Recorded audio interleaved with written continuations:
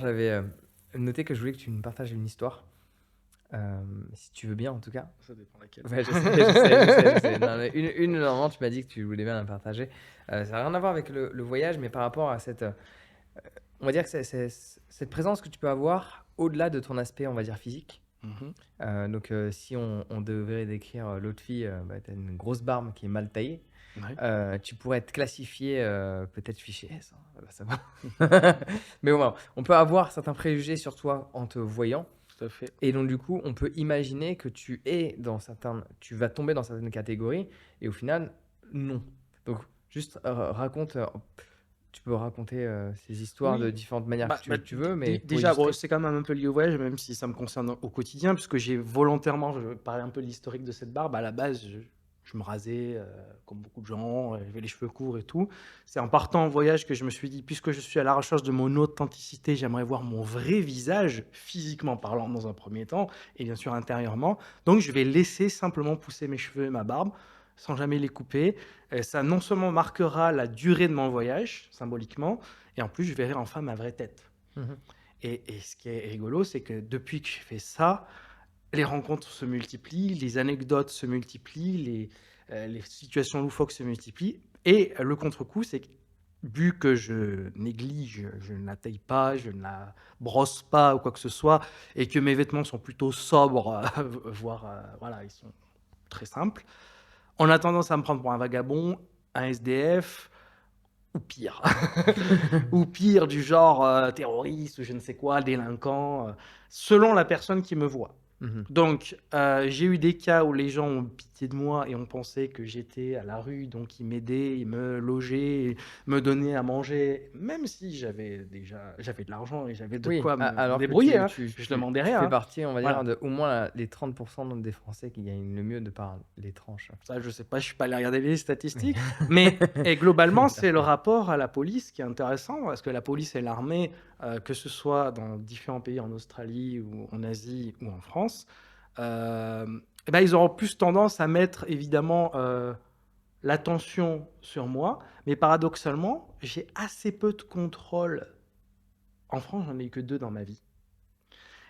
Par rapport au look que j'ai, je pourrais m'attendre avec le contexte actuel, j'ai des origines algériennes, je précise, que je me fasse contrôler à tous les coins de rue.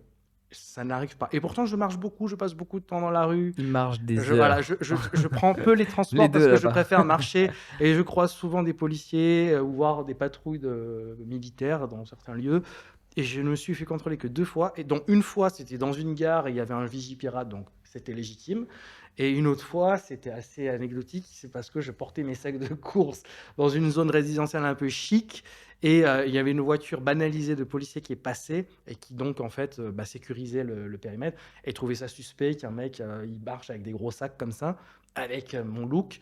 Mais comme j'étais très coopératif, ils m'ont rien dit en fait et c'est là le point où je veux en venir, c'est que je ne considère pas que j'ai été victime d'une quelconque discrimination dans ma vie en France. Le seul pays où j'ai eu réellement la sensation de me faire discriminer, c'est en Afrique du Sud.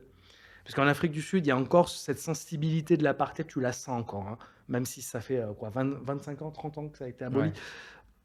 Tu sens encore que, voilà, il y a des videurs, qui te disent: «Toi, tu rentres pas», tu sais très bien pourquoi. Je parle d'un magasin, hein, je parle pas de Ouais, d'une un boîte de simple nuit. Parce magasin, qu'on se doute bien que tu rentres pas en boîte voilà, de qui nuit, hein. vend des objets, de tous les jours, Ouais. voilà. Rien de particulier, il y a pas de truc de valeur à l'intérieur, et à d'autres endroits, tu as une grille, il faut, sonner et là, ils te laissent rentrer, tu sais pas pourquoi et en France, j'ai jamais eu ce problème et en fait, ce que je veux dire par là, c'est que je pourrais, avec mon look et avec tout ça, utiliser ça comme une excuse pour faire ma victime. On Mmh. dire: «Ah mais oui, mais on me laisse pas ceci, on me laisse pas cela». Mais en fait, le fait est que je crois tellement pas en cette chose-là, que j'ai non seulement pas de contrôle Mmh. et en plus, les rares fois où j'en ai, je je c'est toujours poli Ça et se passe courtois. bien. Ça Ouais, se passe toujours bien. ouais. Un exemple concret, un policier vient toquer à ma fenêtre quand je dormais dans ma voiture en Australie, ma voiture aménagée. Heu Il fait son travail. Il est 4 heures du matin, il voit une voiture suspecte, garée, il y a Un rien mec qui dort autour. Voilà, dedans. un mec qui dort dedans. Mmh. En général, il vérifie les yeux pour voir si tu es pas un drogué, un Substance, junkie, ouais. voilà. Il va demander tes papiers et il va te poser quelques questions. comme je sais exactement ce qu'il va me poser comme question, je lui sors le passeport, je lui sors le permis de conduire avant même qu'il me le demande. Je lui demande est-ce que je dois bouger, monsieur l'agent? Et il me dit non, non, en fait, c'est bon, c'est juste pour votre sécurité, et puis il s'en va. Et plusieurs Mais fois, l'attitude a énormément d'impact. c'est ça. Mais déjà, au-delà de l'attitude pendant que tu parles, avant, parce que quand tu marches, malgré forcément ton faciès, Mm. tu n'as pas une dégaine d'un individu qui va faire des choses. Oui. Enfin, dans ta démarche, après, si on te regarde bien ton visage, on ne voit pas quelque chose qui laisse prétendre que tu consommes une substance. Après, il y a toujours des gens qui Même s'il y en a qui m'ont fait la remarque. Oui, non, mais en général, c'est une autre c'est une Ouais. catégorie d'individus qui est encore très spéciale. Mm. Ils vont voir tous ceux qui font du yoga, qui ont une certaine lumière, on va dire, dans les yeux, comme étant des gens qui prennent des substances, qui sont perchés, etc. Mais ces gens-là, tu peux pas dialoguer avec, donc tu les mets à part. Mm. Ils n'existent pas, tu vois, voilà. Mais à part ces gens-là, normalement, si tu as un peu de conscience, tu vois bien que tu consommes pas. Ça se voit. On peut voir que tu es peut-être fatigué, mais on va pas. Je trouve qu'il y a quelque chose dans le visage, ça se voit. Tu vois, quelqu'un qui est agressif, par exemple. Ça se voit sur les traits du visage. Ouais, Tu ça vois, se voit. ça se voit Il est l'agressivité. Et je pense que nerveux, bah, les- Ça se voit dans son énergie. je voulais pas employer ce terme-là, mais Vas-y, le fais Mais dans exprès. son attitude, ça se voit dans Un petit clin d'œil au débat. sa qu'on a eu façon de hier, marcher, son attitude, son visage, tout indique une personne. Et effectivement, et pour même pousser le trait, c'est que par exemple, quand je suis revenu en France et que j'ai recherché du boulot, la logique voudrait que je me taille bien la barbe, etc. Chose que j'ai fait au premier entretien. J'y suis allé. Au bout de 2 mois, ils m'ont viré.